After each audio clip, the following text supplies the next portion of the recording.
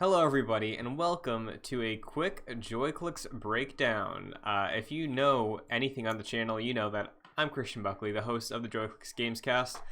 I'm joined by my co-host, Kevin Diaz. Good morning. How we doing? Uh, Or I guess it's afternoon for you. yeah, it's 12:40 here on the East Coast, Noon. but what a Okay. way to wake up. Or not even wake Oof. up. I've been up since 8, but um, this is a first kind of thing we're doing. Normally we do news on the podcast, but sometimes news is too hot for the podcast. Like today, Final Fantasy VII Remake, the Final Fantasy VII universe, it's got some news, Kevin. 11 Mm, days into the new year. mm, this is what you love to see. Mm-hmm. All right. This is especially what I love to see as well, personally. Can't wait. Oh, man. Yeah, Let's get right into it. through Gamatsu, they are reporting about some Square Enix trademarks that were just made public, specifically 3 that stood out revolving the world of Final Fantasy, not the game with the chibi characters, but specifically the world of Final Fantasy VII. There's 3 trademarks. I'll read them off, and then we can go bang, bang, bang. How's that sound? Yes, I'm down. Okay. I'm down. Ever Crisis, The First Soldier, and the Shinra Electric Power Company. So why don't we start with Shinra? That is probably just for marketing, right? Like that's all that is. Yeah.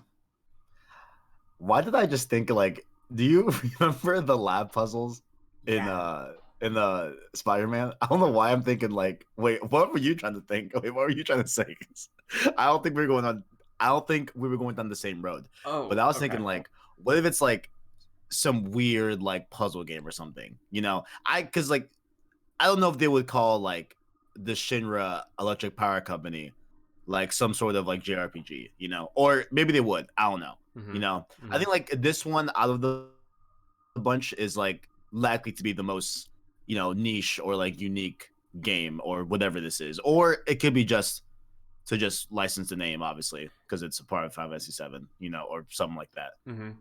I'm definitely leaning more towards that. I think it's interesting you bring up the idea of it being a game. Like I could see this be a mobile game, maybe if it is a game. Yeah. Like a match 3 or something, like with materia. That could be fun. Ooh, okay. I'm with, Bejeweled. Yeah, but like Bejeweled, Candy with Crush. materia. Mm-hmm. I'm down. Fuck it. Let's do it.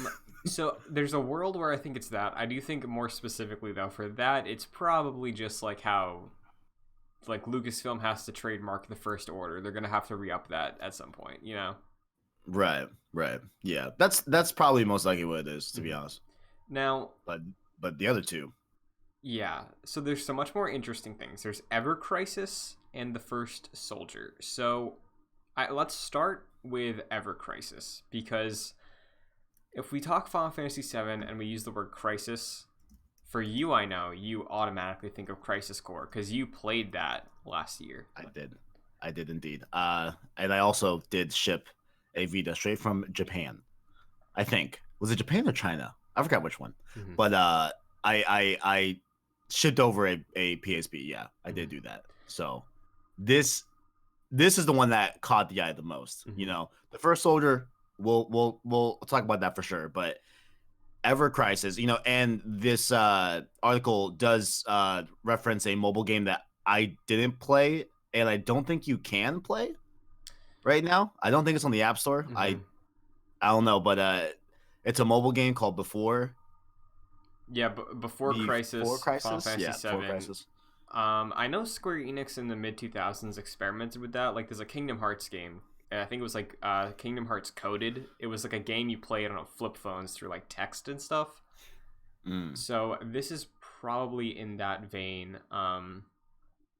But specifically with the word crisis, whenever it's used, it's a prequel setting or a prequel context, right?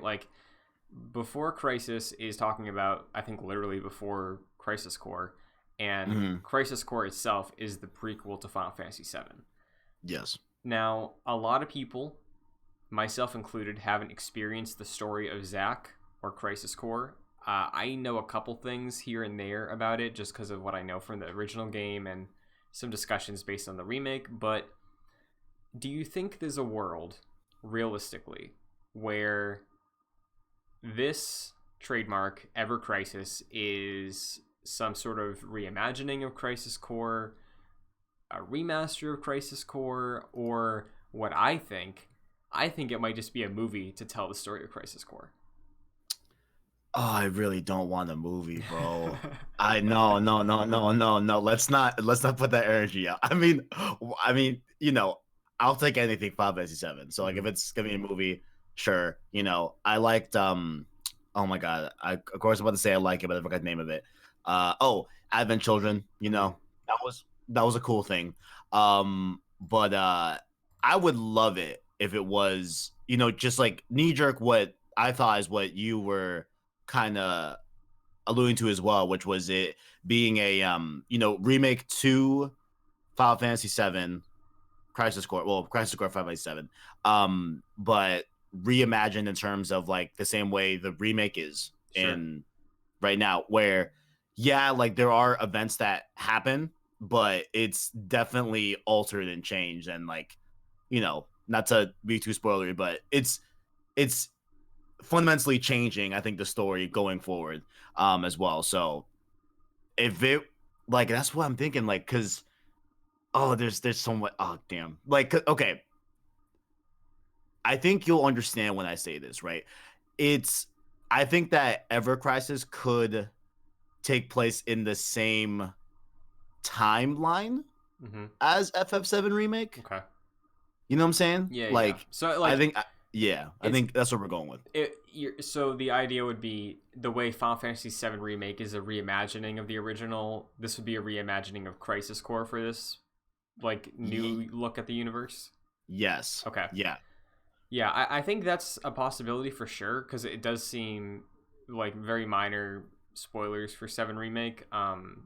It seems like there are going to be some returning characters that were fleshed out in other forms of media outside the original, like Zack, in the future. So I think for a lot of people who maybe have only played the original game, don't know everything about the history of Zack, I think that could and probably will be fleshed out either between remake parts or in some other capacity. Now, the reason I led with movie is because Square Enix I can only compare to Kingdom Hearts because they have tons of spin-offs and all of them are essential.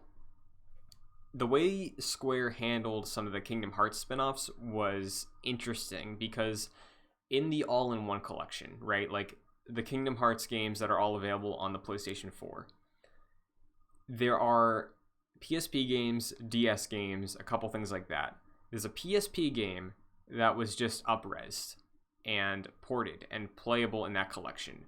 I'm curious as to why they haven't done that with Crisis Core yet, if they did it with Birth by Sleep for Kingdom Hearts. This could be that. Weird that it's a different name. We are pulling mainly on the idea that Crisis is in this name. But for a handful of other Kingdom Hearts games that were on handhelds, they did do movie recaps. So if it is truly not touching anything other than a port of Crisis Core, I think it would just be called Crisis Core. So the fact that you're looking at it as a reimagining, I'm looking at it as maybe a movie, I do think it will be some reinterpretation of Zack's story, probably. Because like also like when you look at the name too, like there's Before Crisis, Crisis Core, Ever Crisis, right? Like putting Ever in there for me, like harbingers back to like everlasting, something that's like that transcends like a before, a current, and a future. Does that kind of make sense? So that definitely blends into some new stuff that we got with the remake that I think there could be something there. I don't know. Or it's just a movie, which, okay, like I'm a sucker. Okay, like I'll take it. Why not? Why not? Yeah. But man. Because the benefit of it being a movie too, and they loved fleshing out the 15 universe. They did a movie for 15. They did an anime for it. Like, worst case, it's a movie about Zack that looks like 7 Remake's really nice cutscenes. So like, I'd be cool with that. Yep. This other thing though, the first soldier. Gamatsu's pointing out that it seems to be a reference to Sephiroth, which makes sense. The first soldier, I think, I'm looking at it the same way I'm looking at Ever Crisis, where I think it's probably 50-50 on if it's like a spin-off or a prequel or a movie. Because I think similarly, and I know this was a big point of criticism for a lot of people in Remake, Sephiroth just kind of shows up. And unless you know that Sephiroth is supposed to be the bad guy, there's not much development there. Yeah. So, yeah, I think, like Gamatsu's saying it's about Sephiroth. Yes, it's about Sephiroth. What kind of project that is, I don't know. I do think it might be interesting to play a game as Sephiroth after all this time, but where are you thinking? Like, I know I think got this whole backstory from, I think, what was that one? Like, Dirge of Cerberus. What was that one So game Dirge of about? Cerberus is about Vincent Valentine. He's a Yeah, party member in 7. but like, you know how, if I remember correctly, or if I'm completely wrong about this, then just tell me. Didn't Hojo and the lab assistant that Vincent fell in love with, had their kid, which ended up being Sephiroth, and then they did experiments with Genova, So maybe like we could get that story told. Sure. With that being the focus and not being off of like the conduit of Vincent's story. Yeah, I can see that. Yeah, because like Dirge of Cerberus, I haven't played it. I know it's like very different. I think it's like a third-person shooter almost, and it's like I think it takes place towards like the big cataclysmic event at the end of 7. But yeah, I don't really know. Like, could you see a world where we get a Sephiroth dedicated game or spin-off story in between remake parts? I don't necessarily like want it, but granted, like I'll play anything 587. Mm-hmm. But like I don't know, like there's a certain like cool mystique to the character of oh my god. Brain fart. Sephiroth? Okay. Wow. Heavy, right? Okay. Where like, at least in like OG FF7, he's like kind of like very mysterious in terms of like, oh, you like see his carnage most of the time before you see him in the game, right? And like I think that, with the remake, they kind of just let go of that low key where he's in it a lot when he's not even supposed to be in those parts of the game, but I'm sure it'll all pay off. But like I think that might add on to that narrative of like making him more of a prominent thing as opposed to this like mystique villain. If he then has his own separate game that kind of fleshes out his whole past and his backstory and all that. Sure. But like I could see it being like a really cool, like flashy, like hack and slash type game or something like that, Sure. I think that could be interesting. For those that are hypersensitive to Final Fantasy VII Remake, and less so Final Fantasy VII, but specifically the remake, spoilers right now, that's the gist of everything. But Kevin, I want to throw this your way. Okay, here we go. What if, let's say, for funsies, we can say both of these are going to be spin-off games, like maybe 6-hour stories, right? Just to flesh out characters that are important. What if, with this first soldier thing, we play as Sephiroth, but we play as like Sephiroth the soldier in this timeline of 7 Remake, and at some point he meets the Sephiroth we see in Remake, and it confirms that fan theory that there's the future Sephiroth that came back in time to the 7 timeline and was like, I need to find my past self and like educate him on why everything has to be happening. And that's the Sephiroth we play as. What if they... Oh my god, dude. And then that's the big reveal at the end. We're playing as the normal Sephiroth, the hero soldier, and then the big thing at the end is like Sephiroth One-Winged Angel shows up, and he's like, hello, I gotta talk to you. Sephiroth soldier goes down to the Nibelheim basement. And he wasn't just reading. He gets visited by future Sephiroth. Yeah, exactly. Like, what if that's what this is? Fuck. Okay, I'm down. I know I said I wasn't that down, but that I am down. Right? Because man, if we think back to it too, the original pitch was 7 Remake would be episodic, right? I don't think they ever said, they never detailed what they meant by that, Because like, what if we have the remake as the Avengers in this scenario, and then we get a couple side stories in between, and then we get Remake Part 2, which like culminates all the stuff we built up on in this remake universe. You know, I don't know. I think there's a lot of potential. I wonder the extent of these side games, because like, and that's assuming they're side games. Yeah, that's assuming, because like, I mean, I don't know. I mean, I don't know how much they can handle like as a studio or whatever, but like, I need VII Remake to get done, right? Like I need that project like seen and like, you know, cared for, right? So if that means that like these have to be like in the realm of like, you know, Switch games or like you know, just like definitely smaller experiences, like I'm completely fine with that, you know, but it is also very enticing to like have it be like remake style, like, you know, that much effort put into it and all that too. Mm-hmm. And so interesting. If these were like that, I do think it would be the size of like one dungeon. So like maybe it would be like the sewers. Like when you go to the sewers for the first time, you go through that entire thing.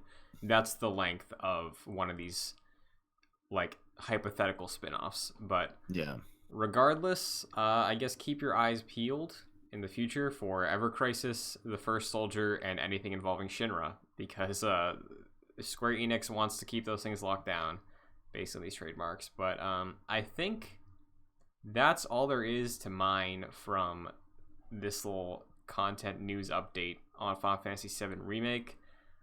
Kevin and I are planning on doing a big 1 year anniversary thing on the JoyClicks Gamescast to speculate for part 2. So if you want to be around for that, be sure to stick around. Gamescast goes up every Friday. But Kevin, where can everybody else find you? YouTube.com/PlayStation Source. We started Metal Gear stream series. Nice. At first, I wasn't gonna do a stream series. I did it offline. The audio did mess up, but I missed the chat, so we're gonna do it live Saturday mornings on that. During the weekdays, we're still doing Ratchet and Clank videos as well going up. I talked about PS4 Pro being discontinued, all that good stuff, as well as Twitter at PS Source Vids. Very nice. And if you are interested in following along with Kevin's Metal Gear thoughts, you can check out this YouTube channel next Monday, because we're doing a book club for Metal Gear Solid. But yeah, if you want to follow me anything, it's at Chun2D2 on Twitter, Instagram, Twitch, everything. But Final Fantasy VII, man. I hope this is a good year for Final Fantasy. We got 16 out there, we got 7, so we'll see what happens. But what's a good Final Fantasy sign off? Let's mosey. Let's mosey. Sure. All right. Let's mosey. Until next time, let's mosey. Let's mosey.